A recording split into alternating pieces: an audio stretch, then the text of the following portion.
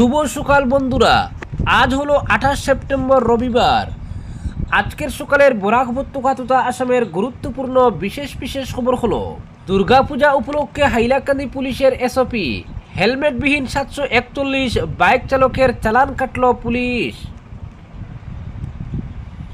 এবার পুজোয় কি অসুর হতে পারে বৃষ্টি, বিস্তারিত থাকবে প্রতিবেদনে। রাষ্ট্রপুঞ্জে নেতানিয়াহুর বিরুদ্ধে প্রতিবাদ, ফাঁকা সভায় ভাষণ ইসরায়েলের প্রধানমন্ত্রীর।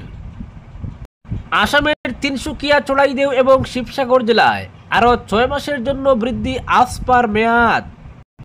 এলেংজুড়িতে বাইকের ধাক্কায় প্রাণ হারালেন ব্যবসায়ী। জুবিনের আসাম এটা নেপাল হতে দেব না বললেন মুখ্যমন্ত্রী হিমন্ত। জিএসটি আরও কমানোর ইঙ্গিত, বড় মন্তব্য প্রধানমন্ত্রী নরেন্দ্র মোদীর। এবং সর্বশেষ খবরটি হলো গ্রাহকদের জন্য সতর্কতা জারি স্টেট ব্যাংক অফ ইন্ডিয়ার, ভুল করেও করবেন না এই কাজ, না হলেই অ্যাকাউন্ট হবে খালি। এবারে শুনুন বিস্তারিত খবর। বাঙালির সবচেয়ে বড় উৎসবের ষষ্ঠী আজ, কিন্তু এবারের উৎসবের আনন্দে কি জল ঢালবে জেপে বৃষ্টি। মহালয়ের আগে থেকে হাইলাকান্দি জেলায় ভারী বৃষ্টি হয়েছে। শনিবার সকালেও হাইলাকান্দি শহরে বেশ ভালো বৃষ্টি হয়েছে। সেই পরিস্থিতিতে দুর্গাপূজায় কেমন আবহাওয়া থাকবে তা নিয়ে সবার মধ্যে উদ্বেগ তৈরি হয়েছে। দুর্গাপুজোর ষষ্ঠী, সপ্তমী, অষ্টমী, নবমী এবং দশমীর আনন্দে কি এবার বাদ সাধবে দুর্যোগ? অসুর হতে পারে কি বৃষ্টি, নাকি জলমলে আকাশ মাথায় নিয়েই করা যাবে প্যান্ডেলে প্যান্ডেলে পুজোর আনন্দ? পঞ্চমীর দিন শহরের বিভিন্ন মণ্ডপে 8 থেকে 80 সবার মুখেই ছিল এক প্রশ্ন, ষষ্ঠী থেকে দশমী কি হতে পারে হালকা থেকে মাঝারি বৃষ্টি, নাকি ভারী থেকে অতি ভারী বৃষ্টির সম্ভাবনা? কিন্তু বৃষ্টির যা মতিগতি, তাতে পুজোর 4 দিনেও বিশেষ স্বস্তি থাকবে না বলেই অনেকেই মনে করছেন। সুতরাং পুজোর বাজারের এই শেষ বেলায় নিজের বা পরিবারের জন্য নতুন ছাতা বা রেইনকোট কিনে নেওয়া যেতেই পারে। এরকম পরিস্থিতিতে যদি বৃষ্টির ফলে পুজোর বাজারের শেষ সময় ব্যবসা না হয়, তবে অবস্থা সঙ্গীন হয়ে যাবে বলে অনেক ব্যবসায়ীকে বলতে শোনা গেল। পাশাপাশি জেলার সব জায়গায় পুজোর শেষ মুহূর্তের প্রস্তুতি চলছে জোর কদমে। দ্রব্যমূল্য বৃদ্ধির জন্য আর্থিক টানাপোড়েনের মধ্যেই সাত্ত্বিকতা বজায় রেখে পুজোর আয়োজন করছেন বিভিন্ন পুজো কমিটির সদস্যরা। কিন্তু তবুও দৌড়ে পিছিয়ে থাকতে চাইছে না কোনো পুজো কমিটি। মণ্ডপ ও আলোকসজ্জায় জাঁকজমকের সঙ্গেই বিভিন্ন ক্লাব পুজোর আয়োজন করেছে। অনেক ক্লাবে দেখা যাচ্ছে বাঙালিয়ানা বজায় রেখে প্রতিমা তৈরি করা হয়েছে। কিন্তু আর্থিক অনটনের জন্য অনেক পূজা কমিটি কিছুটা তাদের বাজেটে কাটছাট করতেও বাধ্য হয়েছে। পরবর্তী খবর, শান্তিপূর্ণভাবে দুর্গোৎসব পালনে জেলাবাসীর সহযোগিতা চাইলেন হাইলাকান্দির এসএসপি অমিতাভ সিনহা। দুর্গাপূজা উদযাপন নিয়ে জেলা পুলিশের প্রস্তুতির ব্যাপারে সাংবাদিকদের অবগত করার জন্য এক সাংবাদিক সম্মেলন ডেকেছিলেন এসএসপি। এই সাংবাদিক সম্মেলনে তিনি জেলাবাসীর সহযোগিতা কামনা করেন। পুজোর দিনগুলোতে শান্তি শৃঙ্খলা বজায় রাখার জন্য পুলিশ কি বিশেষ ব্যবস্থা নিয়েছে, এ ব্যাপারে বিস্তারিতভাবে সাংবাদিককে অবগত করান সিনিয়র পুলিশ সুপার। বিশেষ করে পুজোর দিনগুলোতে শহরে যাতে কোনো অবস্থায় যানজটের সৃষ্টি না হয়, তার জন্য পুলিশ কি বিশেষ ব্যবস্থা নিয়েছে সে ব্যাপারে বিস্তারিত আলোচনা করেন এসএসপি। সাংবাদিক সম্মেলনে ট্রাফিক ইনচার্জ গ্রাফিক্সের সাহায্যে ট্রাফিক নিয়ন্ত্রণের বিষয়ে বিস্তারিত বুঝিয়ে বলেন। শহরে প্রবেশের কোন রুটে নো এন্ট্রি থাকে, কোন জায়গায় অস্থায়ী পার্কিং প্লেস থাকবে, তা গ্রাফিক্সের সাহায্যে বুঝিয়ে বলেন ট্রাফিক ইনচার্জ। পুজোর সপ্তমীর দিন প্রবীণ নাগরিকরা টুকটুকি নিয়ে শহরের পুজো ঘুরে দেখতে পারবেন বলে এসএসপি সিনহা জানান। শহরের প্রবেশপথের কিছু নির্দিষ্ট জায়গায় পৌরসভার সাহায্যে বেসরকারিভাবে যানবাহন পার্কিংয়ের ব্যবস্থা করা হয়েছে। জনগণ সামান্য অর্থের বিনিময়ে এখানে যানবাহন পার্কিং করতে পারবেন বলে এসএসপি সিনহা জানান। হাইলাকান্দি জেলা পুলিশের ডিএসপি সুরজিৎ চৌধুরী, অতিরিক্ত পুলিশ সুপার সমীর দপ্তর বড়ুয়া, ডিএসপি নয়নমণি সিনহা এবং হাইলাকান্দির ওসি মিস্টার পল সহ ট্রাফিক ইনচার্জকে পাশে বসিয়ে এসপি জানান যে পুজোর দিনগুলোতে জনগণের যে কোনো ধরনের সাহায্যের জন্য পুলিশ তৎপর থাকবে। যার দরুন জেলার পুলিশের পক্ষ থেকে 6টি নিয়ন্ত্রণ কক্ষ খোলা রয়েছে, যার মধ্যে 4টি নিয়ন্ত্রণ কক্ষ খোলা হয়েছে হাইলাকান্দি শহরে। বাকি 2টির জন্য একটি লালা এবং অন্যটি কাটলিচুড়া খোলা হয়েছে বলে তিনি জানান। এসএসপি সিনহা আরও বলেন, সপ্তমী ছাড়া প্রতিদিন সন্ধ্যা 5টা থেকে নো এন্ট্রি লাগবে এবং তা অব্যাহত থাকবে রাত 1:30টা পর্যন্ত। নো এন্ট্রি থাকা অবস্থায় যে কোনো সমস্যায় জনগণ নিয়ন্ত্রণ কক্ষে যোগাযোগ করে পুলিশের সাহায্য নিতে পারেন।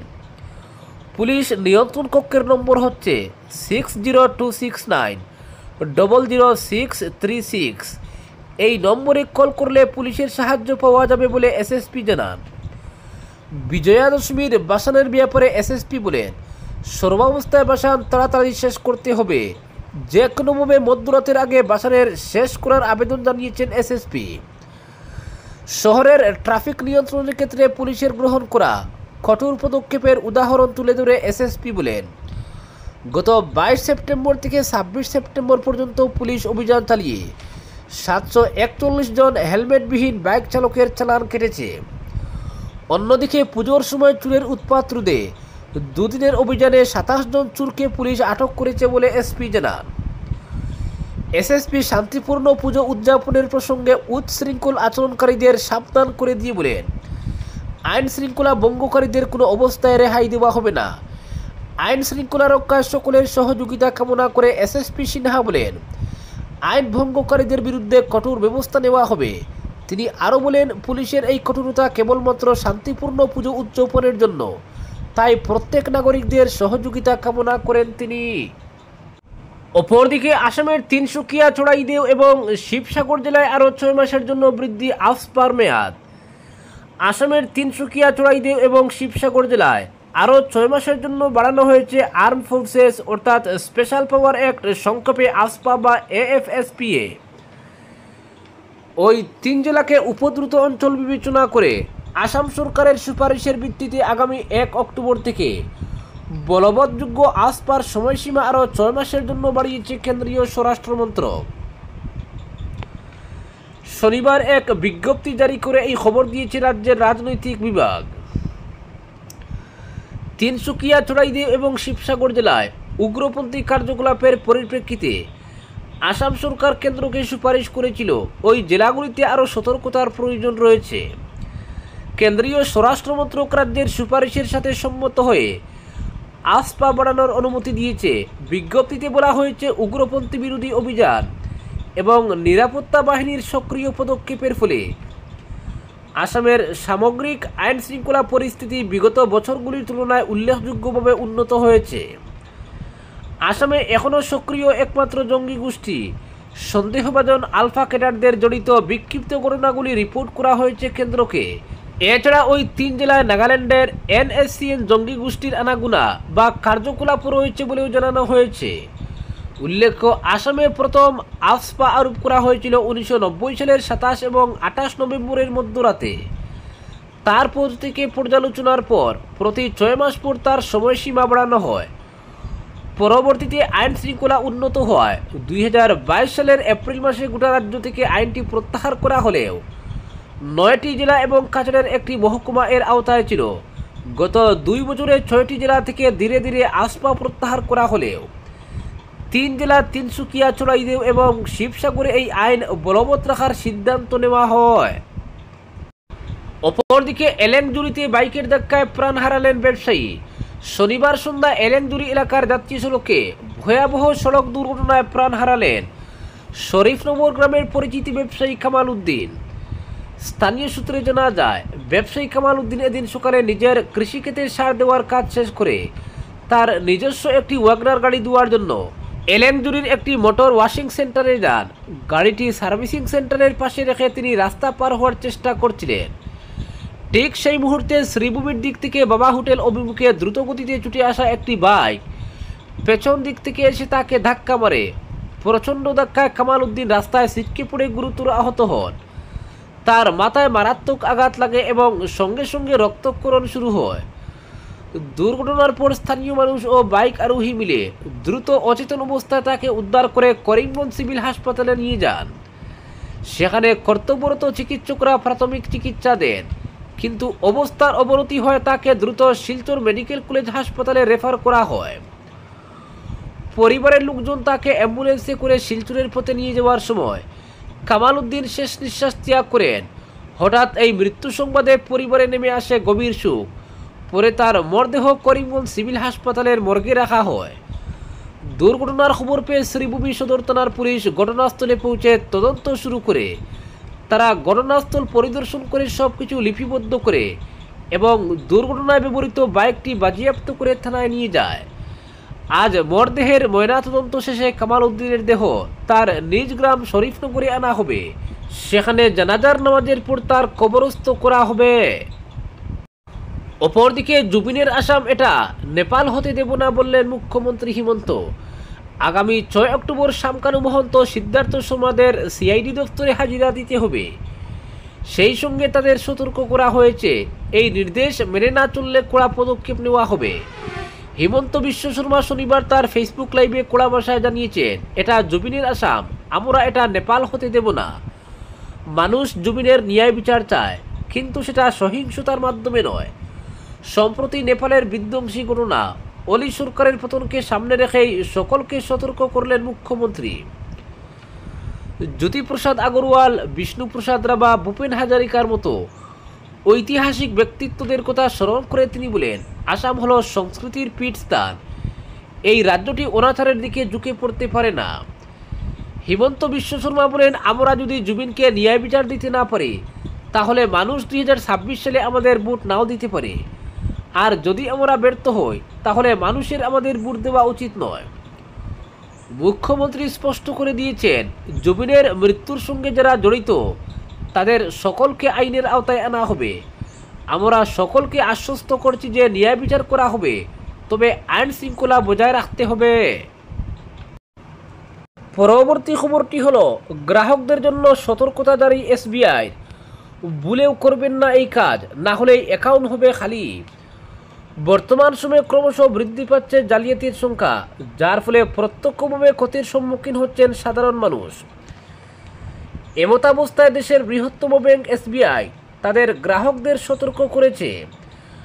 আপনিও যদি এসবিআইয়ের একজন গ্রাহক হয়ে থাকেন, সেক্ষেত্রে এই প্রতিবেদনটি নিঃসন্দেহে আপনার জন্য গুরুত্বপূর্ণ হিসেবে বিবেচিত হবে।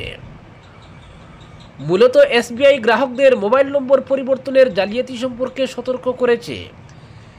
ইতিমধ্যেই ব্যাংক একটি সতর্কতা জারি করে জানিয়েছে যে প্রতারকরা গ্রাহকদের রেজিস্টার্ড মোবাইল নম্বর পরিবর্তন করে তাদের নম্বরের সঙ্গে লিঙ্ক করার চেষ্টা করছে। ব্যাংক সতর্কতা জারি করে বলেছে, প্রতারকরা গ্রাহকদের রেজিস্টার্ড মোবাইল নম্বর পরিবর্তন করে তাদের নম্বরের সঙ্গে লিঙ্ক করার চেষ্টা করছে। এমনকি গ্রাহকদের এটাও হুমকি দেওয়া হচ্ছে যে তারা যদি তাৎক্ষণিক পদক্ষেপ না নেন বা লিঙ্কে ক্লিক না করেন, সেক্ষেত্রে তাদের বিদ্যমান পেমেন্ট বন্ধ করে দেওয়া হবে। মূলত গ্রাহকদের প্রথমে কল করা হচ্ছে বা SMS প্রদান করা হচ্ছে, যেখানে আপনার পিপিও দ্রুত প্রসেসিংয়ের জন্য অথবা আপনার পিপিওর ভেরিফিকেশনের লিঙ্ক সম্পর্কিত তথ্য জানানো হচ্ছে। সেক্ষেত্রে প্রতারকের পাঠানো কোনো লিঙ্কে ক্লিক করলে বা ওটিপি শেয়ার করলে গ্রাহকদের তথ্য চুরি হয়ে যেতে পারে। মনে রাখবেন, ব্যাংক কখনোই ফোন, SMS, লিঙ্ক বা ATM ভিজিটের মাধ্যমে পিপিও যাচাই করে না। গ্রাহকদের পার্সোনাল অথবা ফাইন্যান্সিয়াল তথ্য যেমন user name, password, ATM pin অথবা ওটিপি কখনোই কারোর সঙ্গে শেয়ার করবেন না। সর্বদা গুগল প্লে স্টোর অথবা অ্যাপ স্টোর থেকে অ্যাপ ডাউনলোড বা আপডেট করুন। কোনো সন্দেহ থাকলে নিকটতম শাখায় যোগাযোগ করুন অথবা কাস্টমার কেয়ার নম্বর 18001234 অথবা 18002100 কল করুন। সাইবার অপরাধের অভিযোগ দায়ের করতে 1930 নম্বরে কল করুন অথবা cybercrime.gov.in এর ওয়েবসাইটটি দেখুন। SMS এবং ইমেল অ্যালার্টগুলি মনোযোগ সহকারে পড়ুন এবং কোনো সন্দেহজনক লিঙ্কে ক্লিক করা থেকে বিরত থাকুন। আপনার রেজিস্টার্ড মোবাইল নম্বরটি আপনার ব্যাংক অ্যাকাউন্টের সুরক্ষার চাবিকাঠি, এটি নিরাপদ রাখুন। আজকের বিশেষ সংবাদ এখানেই সমাপ্ত।